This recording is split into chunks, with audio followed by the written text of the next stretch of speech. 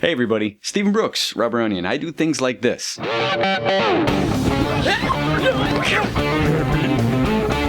Back to the drafting table.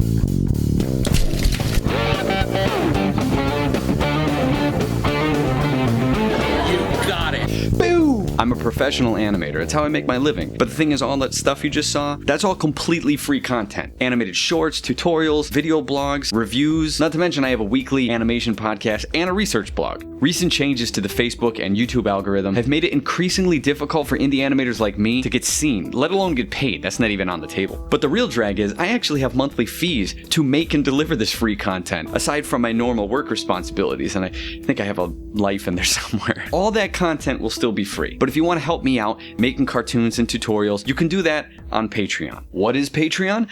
I'm glad you asked. It's basically a tip jar. You like what I do? Put $1 in the bowl. Patrons, like in the Renaissance, supported artists like Leonardo, Michelangelo, and other Ninja Turtles to do what they do. So what do you get in return? This is like my, but wait, there's more section.